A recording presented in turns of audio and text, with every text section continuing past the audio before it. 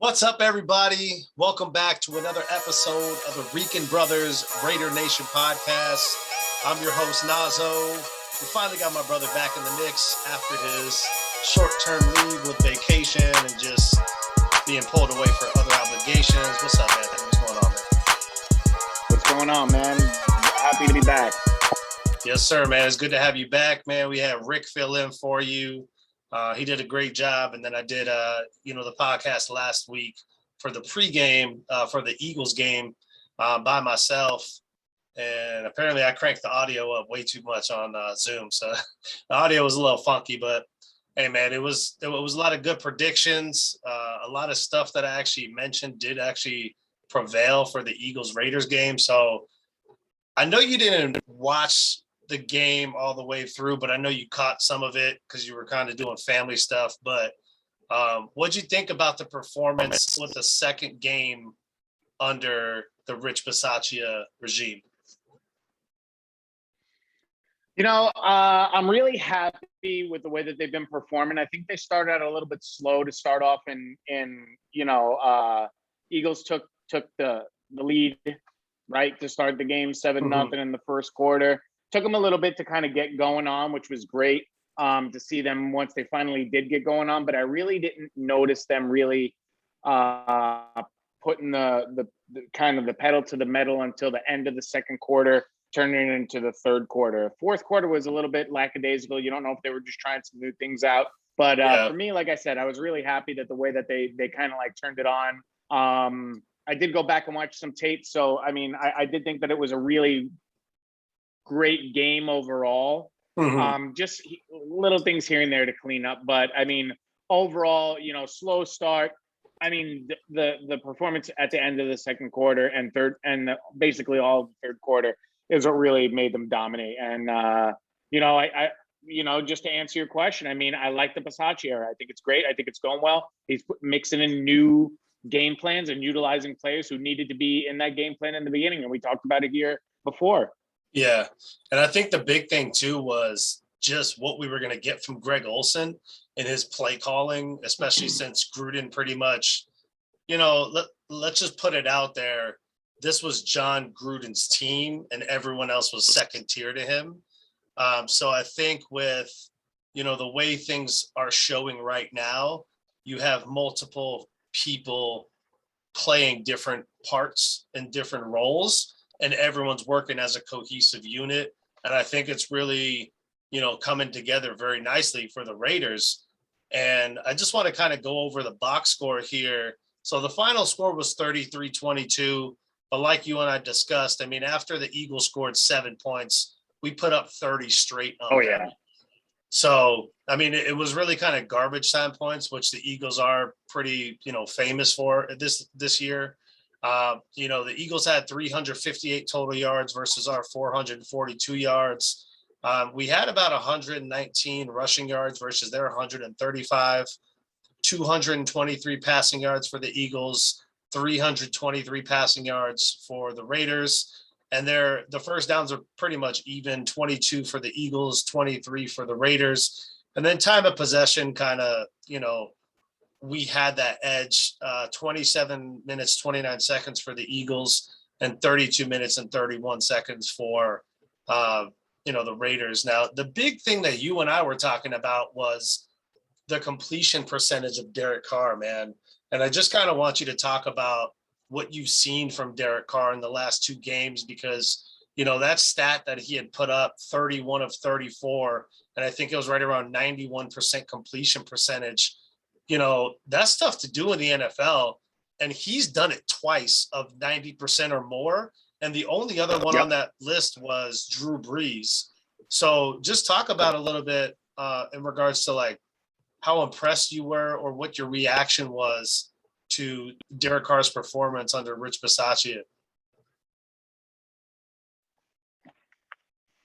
Like I said, I think he's getting a lot of people involved in the game. I think he's making wiser decisions. I think you haven't seen him go too far downfield like he did a couple of times earlier on with John Gruden, but I think that, the game plan has been very well executed. Sprinkling in Foster Moreau this week, I thought was really key, because Foster Moreau really isn't that great, I should say. Not that he's not a great, he is not as great of a pass receiving tight end as, let's say, a Darren Waller.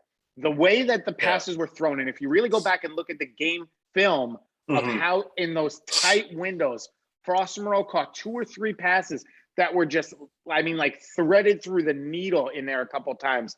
That will show you the Derek Carr that's been playing the last 2 games.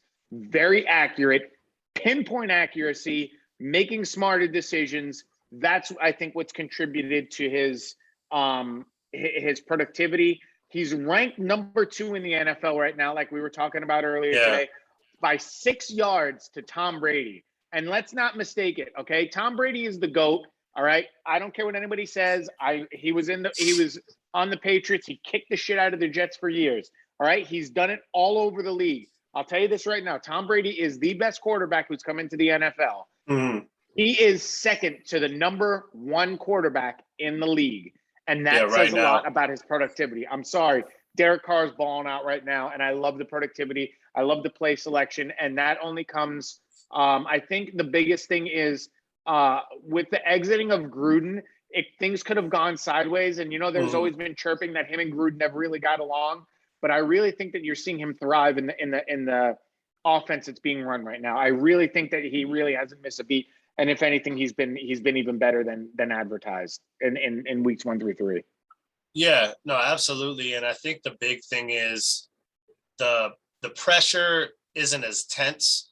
And I think it's not that striving for perfection, although we know when you get pushed to that point, you are going to get the best out of you. But I think with Derek Carr and how he operates in like that upbeat, positive, relaxed atmosphere.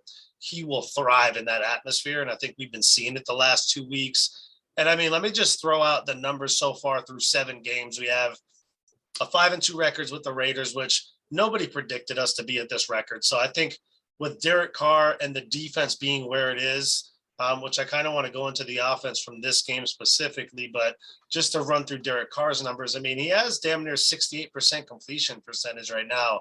Like you mentioned, 2,269 yards, only 6 yards behind Tom Brady. He's averaging 8.5 yards per attempt with 12 TDs and 5 interceptions. And the thing is, some of those interceptions weren't his fault, but they're still interceptions at the end of the day. Like that one interception that was at the Eagles game, it basically came off because he threw it behind Jalen Richard. And, they ended up getting picked, and they were right down in the red zone. And that's something that he can do better. Even with as stellar of a game he had, that's something that he could do better because, there's always room for improvement, right? So those are the things that at completing, let me get the exact percentage, 91.18%, throwing for 323 yards, 2 touchdowns, 1 interception. He was 31 of 34. If you still can look at that game and pull a few things away that you can improve upon and be happy with the overall performance, that's never a bad thing because you're just striving for that upper echelon level of play that Gruden was trying to get out of him. And I think with Greg Olsen, I think you and I talked about it, that he was the offensive coordinator when he was a rookie quarterback. So he's very familiar with Derek Carr. I wanted to ask you about one thing in specific that stood out in this game specifically, which is the offensive line. And they've been getting a lot better. And, you and I were kind of talking about it. Remember when we were like, why is John Gruden running these plays? Why isn't he mixing it up with screens? There's no play action. Well, lo and behold, what are they doing more? They've doubled the play action percentage and they've been running screens and the offensive line has been thriving. So what do you think right now with the needle kind of pointing up for the offensive line? Are you kind of expecting moving forward since you've seen them progressing in only 2 games and it's been the exact points that we talked about on how you can, use this line to their advantage? So, if anybody wants to take a look and debate your argument of what you just said about the offensive line, look at the productivity from the running backs the last 2 games. Kenyon Drake and Josh Jacobs' productivity over the last 2 games has significantly increased, okay? So that alone will dictate to you that with Kenyon Drake running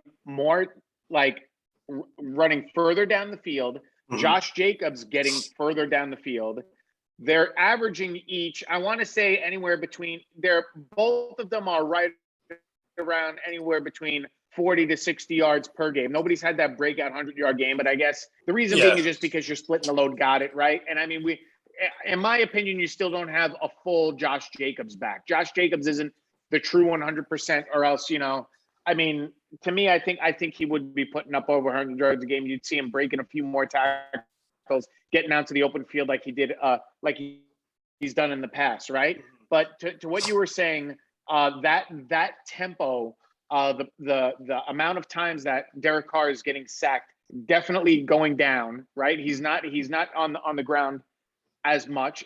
And then in addition to that, like I said, I mean, just look at the productivity between Josh Jacobs and Kenyon Drake. I mean, that'll give you everything that you need to know. They're winning the battles up front in the trenches, and that's what you want. And these aren't the teams that don't run. I mean, this week people might say, oh, well, the Eagles' record indicates that, the Raiders were going to win this game no matter what. But guess what? They still have a rushing quarterback, okay? He is a quarterback who runs a lot. They also have Miles Sanders, who he did leave in this game, right? However, still, they have a decent running game, which tells you that their offensive line is good as well, right? So our defense is kind of holding them back. But then the defensive line of the Eagles were just really getting pushed around by our offensive line. So, I mean, to me, I just think that we definitely dominated both sides of the ball this game. And I mean, I dropped Kenyon Drake and I repicked him back up because he's just been doing phenomenal. So and I mean, the thing is like you said, slowly but surely Josh Jacobs is coming along and he's getting healthier. And man, my allergies are just killing me right now, but sorry. So Josh Jacobs, he is coming along, and I thought it was kind of funny because somebody posted this thing about Josh Jacobs basically saying the coaches are lying because they were saying he's injured, but he's really not because he had that chest contusion, and that's why they took him out of the game. But the thing is, though, is like you and I were saying, you want to secure that type of player for the long stretch of the season because we will need him down the line, and you need to utilize him methodically. As for right now, because I mean, as it stands right now, I mean, he's got 5 touchdowns, already, and he hasn't played that much. So I mean, that tells you that obviously when he's in the game, not only is he scoring, but he's doing what he's supposed to do and moving the ball down the field. Both of the screen plays that I saw him, take on, one in Denver and the one in Philly. I mean, we got like 30 plus yards on both of those screen plays. So that's the type of burst plays that we need from Josh Jacobs. And with Kenyon Drake, man, like, I feel bad for you because I thought you were just going to bench him. I didn't know that you were going to release him from the squad. But if you had him in Denver and last game, Rick actually predicted him scoring in the Broncos game. Oh, yeah. And I predicted him scoring last game. So he's actually been showing up great for us. And again, he's being used in both the run and the pass game. And I think that was the biggest downgrade of John Gruden's play calling is Greg Olsen is utilizing Kenyon Drake exactly how you and I kind of thought, right? He would be like a secondary running back, but he'd get passes. But look what he's done on the running plays ever since we've been running, a different scheme. Because I think we went from like a zone blocking scheme to a power blocking scheme. Yeah. And I mean, you got these guys moving, you got these guys pushing people around because you can't just stand there and block guys if they're not really that type of lineman. Like if they're athletic and they need to move and then they can kind of block on the move. That's kind of what it looks like our strength is on the offensive line. How do you feel about Alex Leatherwood being at guard now rather than tackle, as far as his play kind of picking up? I thought at first it was a little bit of an adjustment for him to get back into it, but I mean, I think over the last 2 games he's definitely shown that kind of this is where he needs to be at. I think, like we talked about previously, the offensive productivity over the last 2 weeks has been really where you wanted it to be, what you expected it to be when all things are kind of on all cylinders. I think it was the right move to be done. I think it was ballsy to do it, but at the same time, I think we got to give Gruden credit for doing that, because who knows if it would have been done on his exit. Like if had he not done it, would they have actually moved him? That's a question I'd like to have. I'd like to. I think they would have. I mean, what do you think? Do you think they would have moved him eventually, or what? Or you think they would have waited until the draft, until they got somebody else, and then actually moved him to his position when they got a suitable replacement? I mean, I think they would have moved him only for the sole purpose of he played guard at his lasting years at Alabama, but he also played left tackle. So right tackle was never actually his true position, whether you look at it or not. So, I mean, he did play both guard and tackle, but predominantly he was a guard, who ended up playing left tackle. That's where they moved him to. But, I mean, he even said it in the press conference after last game. He was like, guard is 1,000% easier for me and it fits me a lot better. So I think that was just Gruden trying to overcompensate for, I love the player, but I'm going to put him where I want to put him, and then just have Coach Cable kind of coach him up. But the thing is it's like, you can't force people who are going to play out of position and expect them to thrive when, as a guard, he's actually had his 2 highest grades yet. So, I mean, he's obviously doing something right, and he's more comfortable in that position. Now, Brandon Parker at right tackle, he's serviceable, which I think you and I both discussed that. Remember when we were kind of going through the possibilities of tackles who we could pick up? And I know the trade deadline's kind of right around the corner, but I want to ask you a question, because we actually ended up signing one of the guys that I brought to your attention that you said no on, DJ Fluker, to the practice squad. Now, he did have the surgery, so he is kind of getting coached up and getting into, playing condition and, just physical form of where he needs to be. But do you see him coming in and playing that right tackle position over Brandon Parker? Because he was a tackle, at his, last stint on the Ravens. And then he was also a guard, but I think he had more snaps and more games at tackle. So it would make sense to plug him in and Brandon Parker. So, I mean, give me your thoughts with that, because I know you weren't really sold on him coming over. I mean, he's a monster. He's 6'5", 350. Yeah, but I mean, I believe he used to play with Seattle. Yeah, Seattle and the Ravens, though, were the most recent ones. Yeah. He got beat a lot in Seattle. That's my problem. That's why Seattle let him go. Now, do I think that necessarily means that he's not gonna work out for the Raiders? Hey, we'll find out. We will truly find out. Different scheme, different coach, different buy-in, different chemistry, different players playing in the system.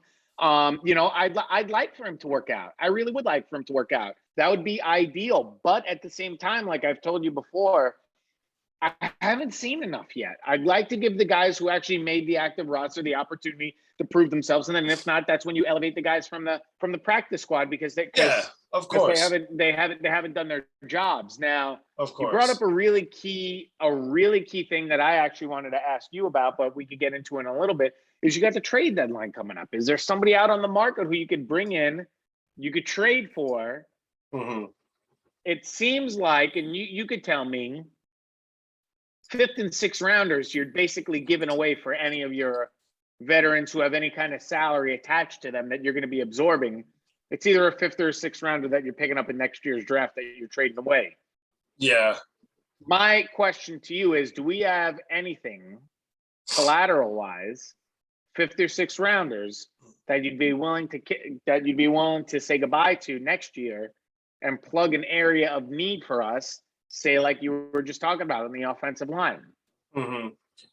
I mean, there's a couple tackles who we could potentially trade for, and they kind of listed them with.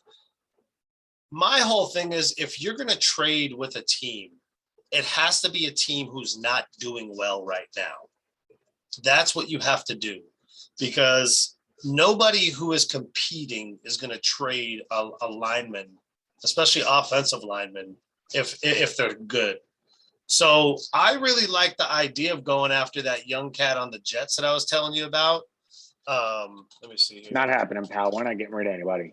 Yeah, I know. And I'm just joking. I mean, if you know anything about Joe Douglas, okay, and everybody knows that I'm a Jets guy, but yeah, if anybody knows anything about Joe Douglas, as long as a good package of compensation is coming back to the Jets are basically willing to move any area of need that they need to. And they've proven that they've even let starters go in years past.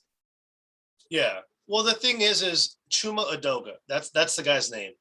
I think, dude, he's young. Like, that's the biggest thing for me, and I see a lot of upside there. The dude is a third-round pick out of USC. He's 6'3", 308, and he's 24 years old. So to me, what that would tell me is you have a young cat who's still on his rookie deal. You can give compensation that's realistic, which would be maybe a 5th-round pick, and you can trade with the Jets, who already have their starter, which right now it looks like, let's see here, for them anyways, it looks like Morgan Moses is playing right tackle and George Fant is playing left tackle, and Mekhi Becton would be the left tackle starter. And then Parker Ferguson is also on injured reserve, who's a backup for right tackle. So that tells me that you can go ahead and trade for someone like that, but I don't know if they'd be willing to part ways because of the depth that they have. But realistically, that's a trade target. You could give up a 5th-round compensation, and they would be getting back in return pretty much what they're giving away, especially for the age, the contract, and, the draft pick. Now, realistically, these are some trade targets that they have listed as Cam Robinson from the Jaguars, who's an offensive tackle, and also Nate Solder, which I don't think he's kind of still good in my like just opinion, but he's given up 3 sacks, 6 QB hits, and 13 pressures so far, but his pass blocking efficiency is 95.5, which is, it's great, but his run blocking isn't great. So, let me tell you something. You go out and you offer the Giants a 6th-round pick for Nate Solder, you got him. Yeah. I think that would work. And the other cat who I just think, since he's still on his rookie deal, but he plays left tackle, would be Andre Dillard from Philadelphia. Just because he's not playing right now. Now that I forget the dude's name, Lane Johnson, I think it was, who just came back this past game. Him, and then the Samoan cat who's on their team too. It's like Mafia something. I don't know. I don't want to ruin his name, but those are the 2 starters. So Andre Dillard kind of stepped in when Lane Johnson wasn't playing. So, realistically, if you want to trade for someone to shore up that offensive line, I think that's what's going to be key for Mike Mayock now moving forward with our record and where we're projected with this bye week. Is it's like, hey, the trade deadline, is it November 2nd? Is that the trade deadline? Correct. Yeah. Okay. Yeah. So, no, I thought it was this. Yeah. Let me see the trade deadline. I forgot what day it was. No, the other name that I think I saw out there was Jason Kelsey, the center. Yeah, the whole thing is I don't think you're going to want to part ways with Jason Kelsey for the Eagles team, because he's like a veteran foundation piece that not only keeps that unit together, but who are you going to have come up in that center position?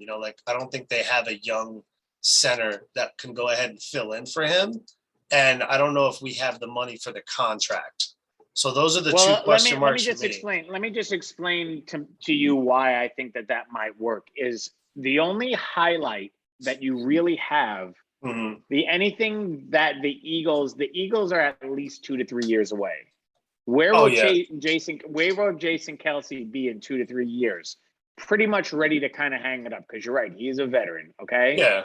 Don't you want to trade him away to a team who is already in playoff contention, who could definitely contribute? Yeah. Right. And also be a person who is going to be good in the clubhouse. Yeah, I mean, that's the only argument that I have for like wanting to bring him in. And I mean, I've always liked him. I think he's great. I think he's a great center. The only thing I'll say is I don't see the need, because I think that right now we're good with what we have.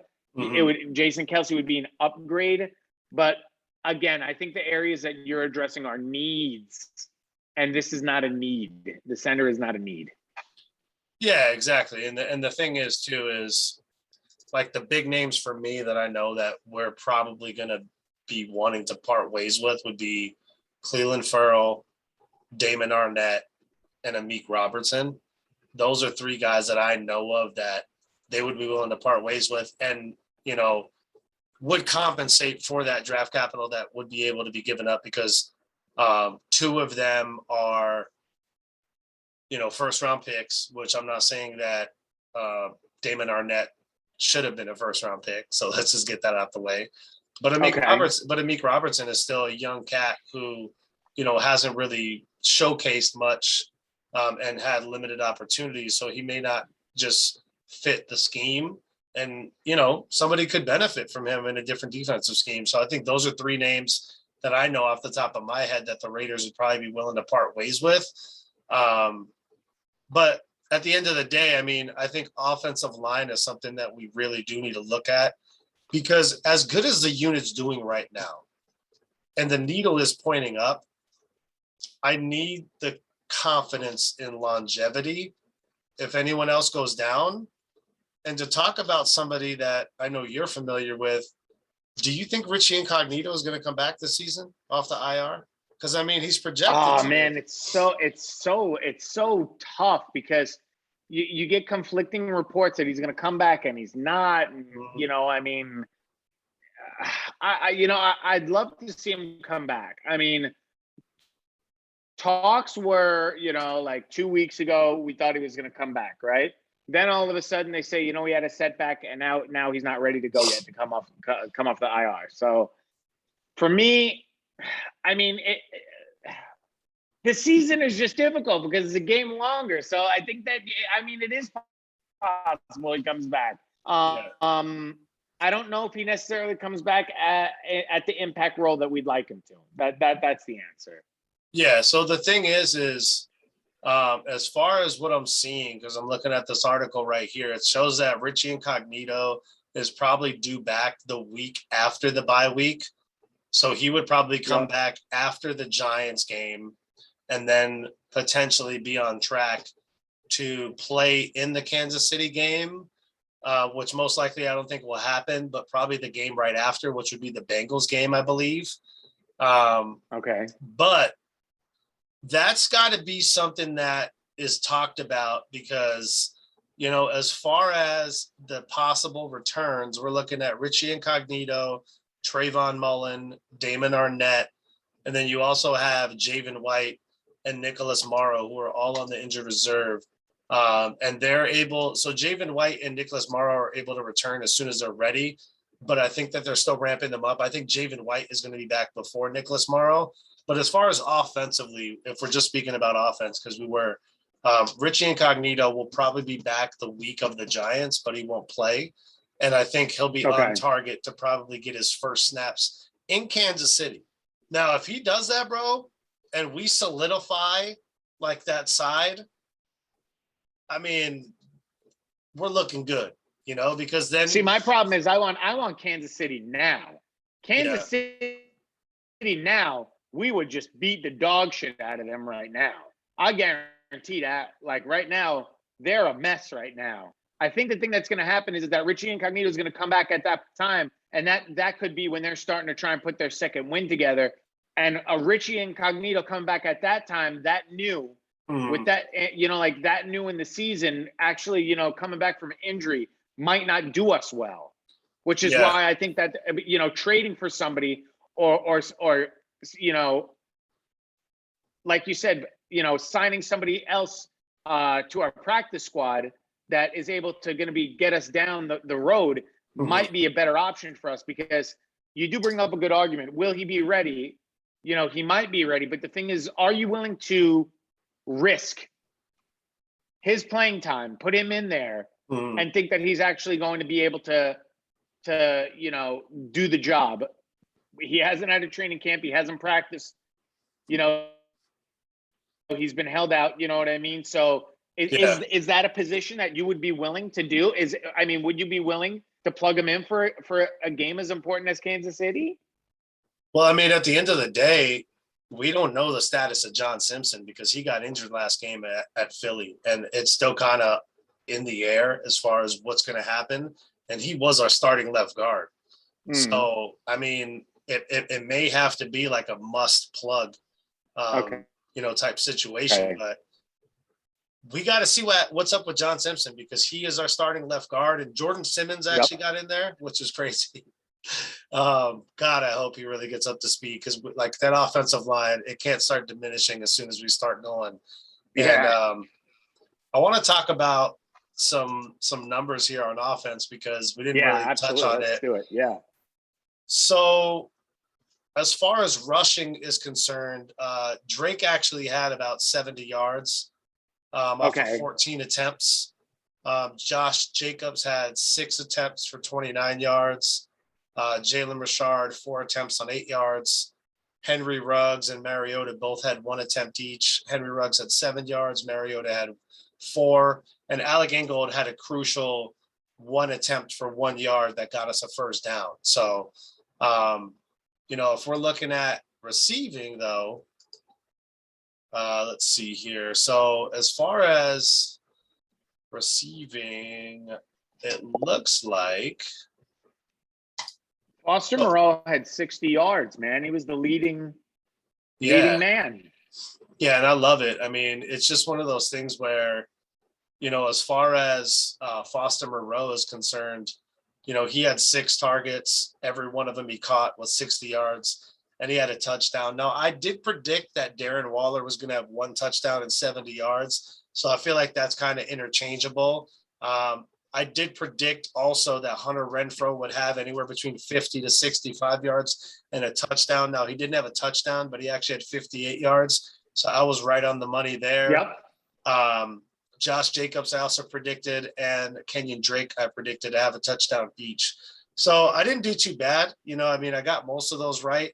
The only other thing that I did not see, I guess you can say Bryan Edwards took away Hunter Renfrow's touchdown, but Bryan Edwards had around he had 4 targets for 3 receptions and 43 yards. And he was a big catalyst to that last drive where we went up from 24-7 to 30-7, because he pretty much led that drive in catches. So, he's coming through again. Again, my guy is coming through. I love the emergence of him. Henry Ruggs didn't really do too much. He had a lot of short underneath stuff. 4 targets, 4 catches, 24 yards. And Darius Slay did a good job taking him out of the game. Darius Slay has crazy numbers against really good receivers. But going into the game, I know that I told you that Darren Waller was going to be out because we were talking about this. What did you think that was going to – how did you think that was going to impact the offense? Because we know how big of a player he is. And he's our best weapon. Let's just throw it out there. Everyone knows that. How much did you think that was going to impact the team with Darren Waller being out? Honestly, I'll tell you, I thought Henry Ruggs was going to play a bigger role in this game.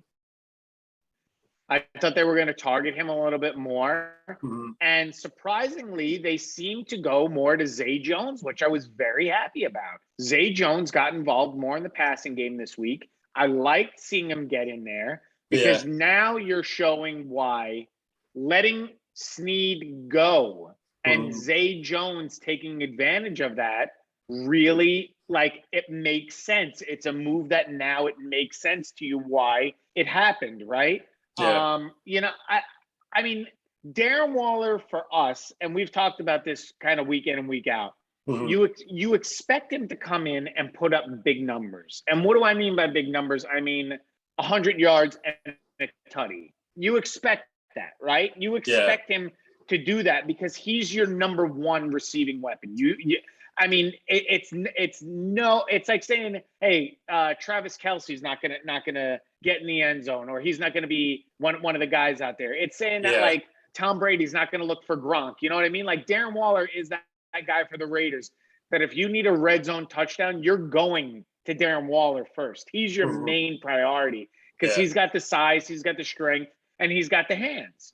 So I honestly thought that they would have used Henry Ruggs a little bit more because Ruggs has shown his worth recently in making important catches, getting additional yards. And it surprised me that Zay Jones got in there and basically, like you said, prior to this, that Ruggs didn't have that many catches. He didn't really do too much. I mean, that's what I would have thought. I mean, to me, I mean, you even said it yourself that, this week we're on a bye week, right? You told me that they were going to sit him before they even started, before like the week was even going on. You said, he's injured. I bet you they sit him this week so he gets the additional time with the bye week, which was smart. You called it. I got to give you that. Well, I mean, my thing, that's your premier pass catcher, so like you have to shore him up for the coming weeks because yes, we have the Giants, which the Giants actually played a hell of a game last week. So I got to give it up to that, dude. And not only that, then you have KC, Cincinnati, and dude, then you got the Dallas Cowboys, man. And that's the one team I'm kind of like a little bit scared about, but continue, man. Cause I mean, you gotta think ahead. It's all about forward thinking, especially with a player like Darren Waller. He didn't play, and look what Foster Moreau did. I mean, you and I had discussed, like, that was kind of my guy to look out for this year, right? Like, that was the guy who was going to exceed whatever expectations you may have had of him because they probably weren't that high. But, I mean, he caught all 6 balls and got a touchdown that he ripped off. He literally ripped off the dude's helmet, that ball that was thrown. And, I mean, I love – the attitude of the players where it's like, I don't care who's making touchdowns in this game. I just want to see my guys do good and I want to see us win. And that's what happened. But continue with your point, man, because I didn't mean to cut you off. No. I mean, that was actually a great segue of what you just said, because I was just going to ask you, you have a tough 3 games coming up. Is Darren Waller going to be that guy who is going to now be able to produce in those 3 games that really you need him to show up? He needs to be healthy and he needs to be a presence on the field. That's honestly what I was going to say is, do you expect with the 2 weeks rest for him, what percentage do you think he'll be at, and what kind of productivity do you think he'll have for the next 3 games by you sitting him in this game? I think he's going to be at around like 85% at the Giants game. I think he'll be closer at the Kansas City game, but I think he knows that he needs to be at 100% by the Bengals and Cowboys game because those are the 2 toughest teams right now. I'm not overlooking Kansas City. I'm just saying, like, they have the 31st or 30th ranked defense. So, I mean, we can use and spread around the ball and use him more as like a decoy, even though that's not what our intentions will be because Derek Carr will throw to him. It's just, I think even with this week, I don't think that he's at a good enough spot to where he's going to be 100% for the Giants, but I think he's going to play because he's going to be ready for it. Because, if you sit out 2 weeks in the NFL, you do kind of lose a little bit of steam. So it's like he's going to kind of chill, get himself healthy where he will be healthy. But I think for game speed and like game ready, I think he's going to be at around 85-90%. And I think he's kind of right there on the cusp at the Kansas City game. And I think Cincinnati, and I'm just going to tell you right now, I think Cincinnati is going to be his big game where he kind of comes alive and we're going to see that vintage Darren Waller. So I think that's kind of the trajectory. Now let me ask you one additional question to go along with that. Any chance he sits against the Giants? I don't think he will, because I think right now, especially, you have from this last game on the Eagles, right? And that was on Sunday. So you have Sunday to Sunday as 1 week, and that's our bye week, right? So that's 7 days. Then you have an additional 6 more days. So he has about 13 days to get right. And I think his ankle was coming along and it was better, in the couple days that after he tweaked it. Like Rich Bisaccia said, he's going to get treatment, and that's pretty much going to be his primary focus. And if there's one thing I know about Darren Waller, he wants his body in premier shape before he steps on that football field. And I think even if it bothers him a little bit, I think he's going to play through it and just tape it up just to minimize, any further kind of injury. Just because, he's really good with his body. He takes care of his body really well. Yeah, so absolutely. So that's why my question of, do you think he shuts it down, knowing like next game, not to take anything away from the Giants, and you even said their defense played well, you can get by with Foster Moreau. You could shut him down for another game. Yeah. And then for a fact that you have 100% Darren Waller because he's had another week to rest, another week to get treatment, another week to get ready. Yeah. And then now you have a guy who's ready to go for the long haul for the second half of the season. I don't think you shut him down. I just think you limit his snaps. Because he needs to get in there, and he needs to still move around, and he still needs to get his bearings back as far as, his legs under him. Because once Kansas City comes, bro, like a Kansas City and Raiders game is known for Mahomes, Kelsey, and Derek Carr and Waller. Like that's what you're going to get. And it's a Sunday night game, if I'm not mistaken, right? It's a Sunday night game. I believe so. Yeah. Premier, it's literally going to be Derek Carr, Henry Ruggs, Waller, Mahomes, Tyreek Hill, Kelsey. You're not going to have Darren Waller sit out. Like he's going to play in the Giants game. He's going to get less snaps because you see what Foster Moreau is doing, and you're going to ramp him up. So by KC, he's going to be, fully ready to take on that bigger role if need be. And that's just my prediction. The November 14th game, NBC game, prime time, Sunday night. Exactly. So trust me, he's going to be ready for that one. So I think you'll see a minimal role. Like I wouldn't say a minimal role. I'll just say a lesser role in that Giants game coming up, which we're going to do the pregame for, the week of. But I think at this point, he's going to be kind of like filtered in, but not full blown on that Giants game. Because like you said, Foster Moreau played his ass off. So you can't take that kind of guy away fully out of the game plan when he just gave you that great performance. Like that would almost set the wrong precedent from the coach and the offensive staff saying, hey, we appreciate what you did, buddy, but sorry, Waller's back. That's just not, I don't think that's the way this team is operated. We talked about offense a lot. I want to ask you about defense. Who was your guy?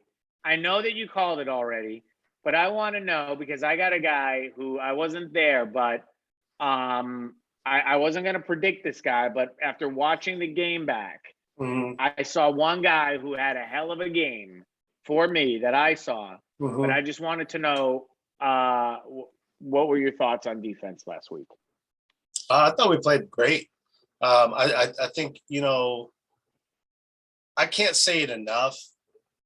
The best pickups that I see so far defensively are the two that Gus Bradley brought in Yannick Ngakoue and Denzel Perryman. And they show it week in and week out.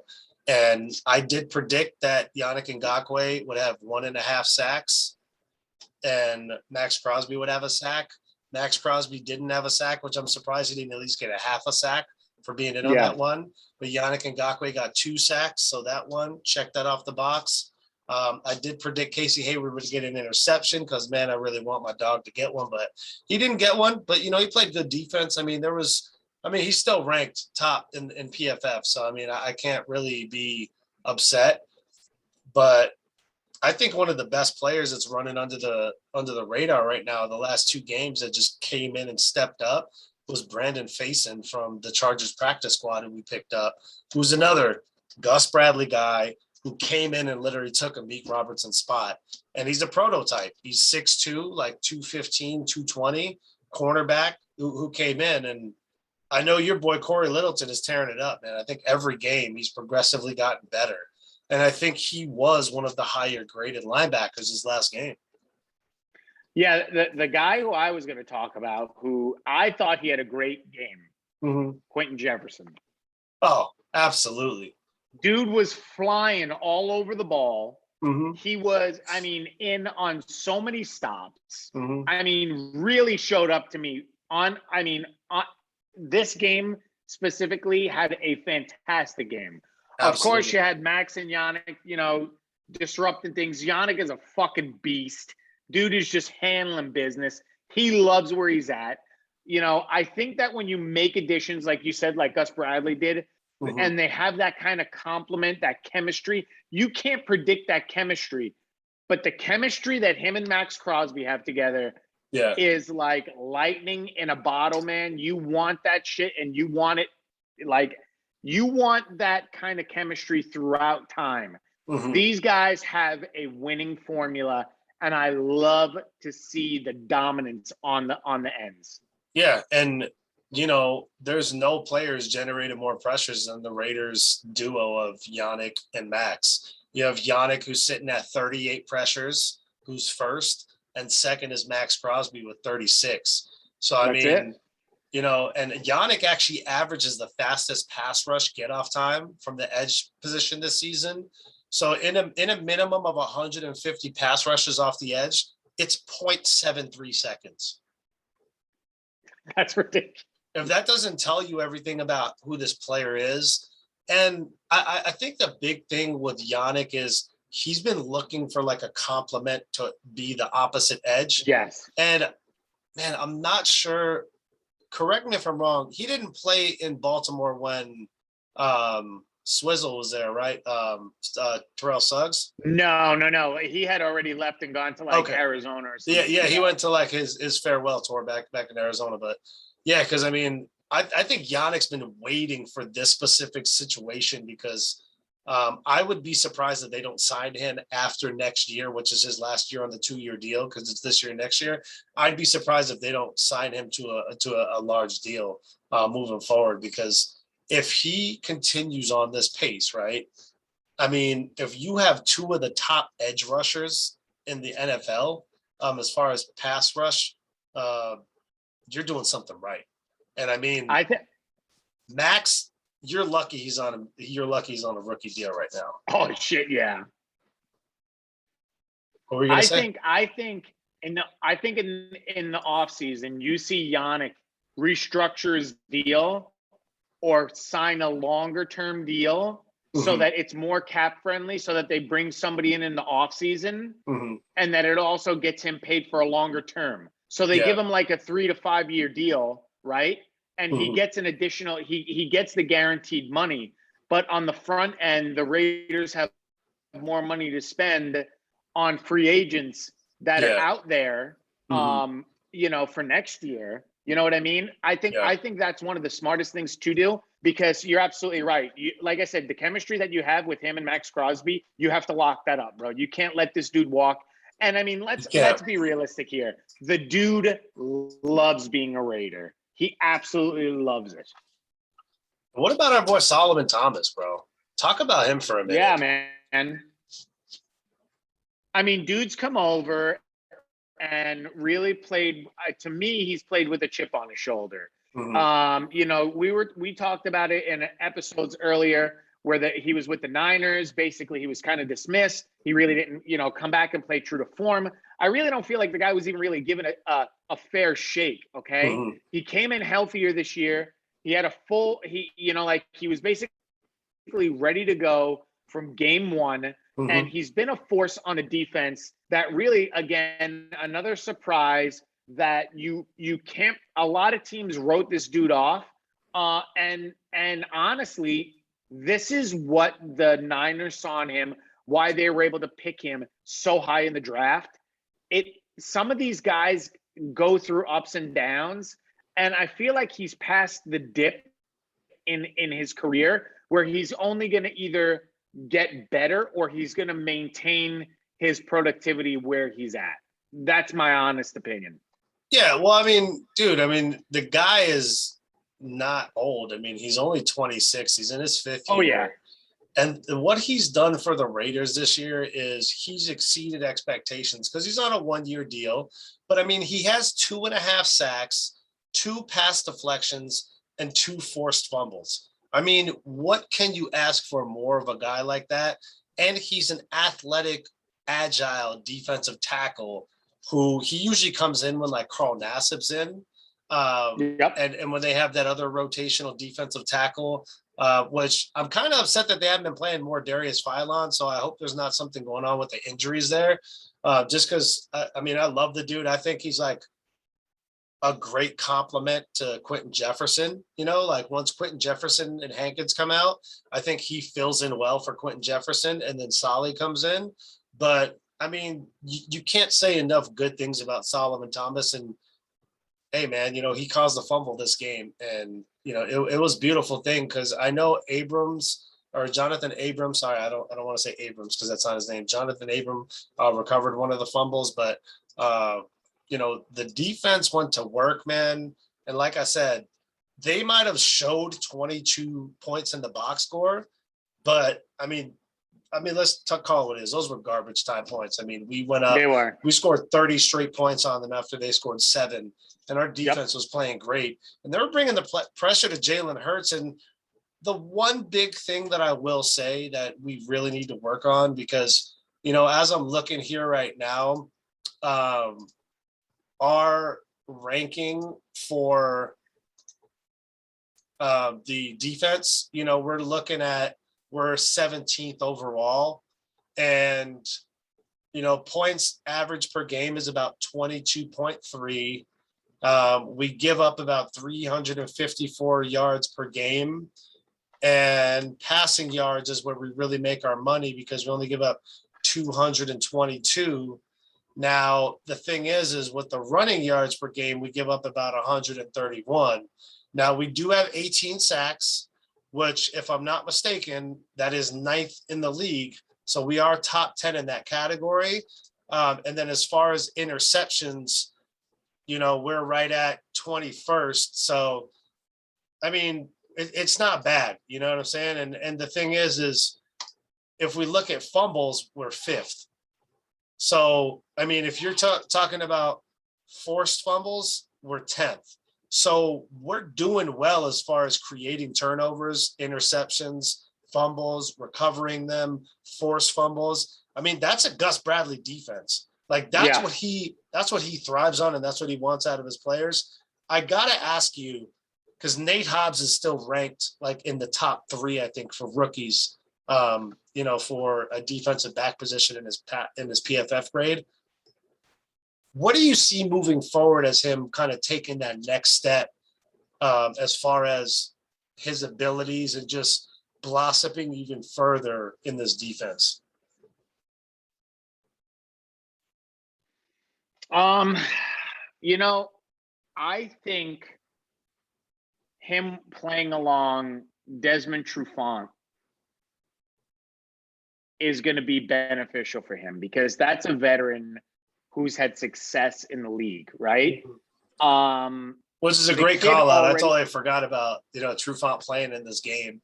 And I think – And he had a good game. He had a good game, man. Yeah, and like we talked about, between him and Casey Hayward, I think he's going to push Casey Hayward, and you were saying that so Trufant is going to be kind of the one who pushes Nate Hobbs. Yeah. I think it's one of those things where when you have a kid who he's got raw talent and he's ready to go and he shows a lot of the promise, you mix in a successful veteran who's able to play and give you some of the tips and tricks, because there are little key things that you could teach a guy. Of course. Surrounding him with these guys who have had success in the league before already is only going to make this kid, I'm telling you this right now, he's good now. Yeah. I'm going to give this kid till year 3. He might be a Pro Bowler before then. Yeah. By year 3, Nate Hobbs will be a Pro Bowler. I guarantee he'll be a Pro Bowl quarterback. cornerback just by the way that he's performing, Yeah. the reads, the way that he breaks up passes. He's there. Well, He's dude, on and it. he's so legit as a sure tackler, and Yep. his play recognition is really like above a lot of rookie players, and above a lot of veteran players who are still in the game, just kind of like passing by, as average. So Yeah, absolutely. What do you see with Trayvon Mullen coming back, right? Because Brandon Faison has been killing it. And I think he's played himself into a pivotal role even when Trayvon Mullen comes back, because we know Trayvon Mullen is the starting cornerback opposite to Casey Hayward. And then you have, Trayvon Merrigan in the back playing deep safety. Then you have Abram playing strong safety. And then, Hobbs in that slot corner position. What kind of impact with Faison with what he's done? Because, I mean, if you look up his stats, bro, in 2 games, the dude is balling out. Yeah. What kind of impact does that make on Trayvon Mullen when he comes back? It allows Trayvon Mullen to come back, not have to put the pedal to the metal. You can sub them in and out and lose 0, and I mean 0 on the field, because one guy will come in and I mean, they basically are able to provide, if not the same coverage, maybe one better than the other, right? Yeah. So to me, I think that just allows you to be able to get Trayvon Mullen back in healthier. You allow him to not have to re-aggravate anything. He is coming off the IR, so he may be a little rusty. But like you said, I mean, this is going back to what you were saying about Darren Waller, right? You may not need him for that Giants game, but then at the same time, you get him in just to get those reps. That's what I think you originally do. And you keep all your guys fresh, because unfortunately, you know that this league is very, very unforgiving. And all it takes is a split second and you lose a star in a second. So if you keep these guys going back and forth and you keep them fresh, it keeps their productivity up. It prolongs them from getting injured. And if somebody gets injured, you're not losing on the other end. That's what I think. Yeah, so check this out. I just pulled up Faison's stats. So he played a total of 3 games, which he played a little bit in Chicago, which we won't even count that because he predominantly played in Denver and Philly.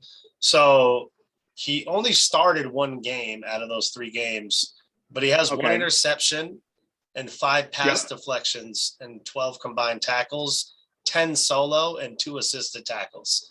So, I mean, the dude is obviously making an impact defensively in the secondary. And again, he's a prototype Gus Bradley guy. He's 6'2", like 215-ish, 220. And I mean, I think, to be honest with you, we may see more Trayvon Mullen and Faison and see Casey Hayward kind of get less snaps and have him kind of save his energy. This way he's going balls to the wall on those downs that we really need him, which are really third down. Like third down is really when we need him. So I think it only helps rejuvenate the defense as far as the rotation that Gus Bradley likes. But I wanted to mention one thing because it was interesting. It came up when I was watching the Mitchell Renz report. Nick Kwiatkowski as a potential trade candidate. Now we have KJ Wright, we have Corey Littleton, we have Denzel Perryman. Now Javen White and Nicholas Morrow are going to be coming back, right? So how do you feel? Because there's 2 players that I've seen that are potentially in the running for becoming a Raider. And that is defensive tackle, defensive end, Michael Brockers from the Lions. Yep. And also, Melvin Ingram from Pittsburgh Steelers. So do you see with the rookies I mentioned, Cleveland Ferrell and Damon Arnett, and even Amik Robertson, would you see Kwiatkowski as being somebody who they could potentially move on from, since he really hasn't thrived in Gus Bradley's system? Yeah, I mean, here's the thing. The dude's been in the league for 5 years. As I look at his stats right now, you're absolutely right. He was basically a ghost in Denver. His best game was when they basically played in Chicago. Other than that, he really has not had any real productivity, period. Yep. I mean, if we're being honest, this is a guy who is dispensable for you, expendable. If you, the key thing that you're talking about is adding value. If you're adding value and you have somebody who's not contributing as much, you know, we like his I mean, I like the guy. I think he's a decent player. But again, you're talking about a linebacker in Nick Kwiatkowski who basically is not really doing it for you. Like you said, in this system, he's just not thriving. I think if you can let him go and you're bringing back something of value, that is a sacrifice and a trade I'm willing to let happen just because you're, like I said, you're adding value. And he hasn't really thrived in the system. You said it from the top. He's a guy I could see going. Well, let me correct myself too, because I said Solomon Thomas was one of the ones who had the forced fumble. So because there were 2 fumbles, one of them was Quentin Jefferson and the other one was Nick Kwiatkowski. So he actually must have had some value because he actually had a forced fumble last game. So with that still being said, okay, great. It's a forced fumble, but at the same time, I really don't think he's one to thrive in the system because we do have Divine Diablo, who was a rookie, who is like a prototype safety linebacker. He's kind of like that Cam Chancellor role a little bit. That is the guy that I feel like is going to get worked in more than Kwiatkowski could, just because, like, just say we move on from Kwiatkowski, right? And we get either Melvin Ingram or Michael Brockers. Now you have nothing but the option to play Divine Diablo, which I want to see him play because he's a big cat. He's like 6'3", 220-ish, 230. So he's like a leaner linebacker, but he's a coverage linebacker. He's a guy who you could depend on in coverage. And, you know, on those running plays, that's kind of when you put your big bodies in, like KJ Wright, Denzel Perryman, and Corey Littleton.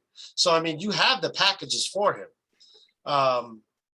Just kind of the last things here, wrapping up. Rican Brothers Raidernation podcast, welcoming back Anthony to his first show after missing a couple here on his short-term leave that he was on. Just want to go over one last guy who, you know, I think is just my favorite player on the defense, and you already probably know who I'm going to say, but Jonathan Abram, man.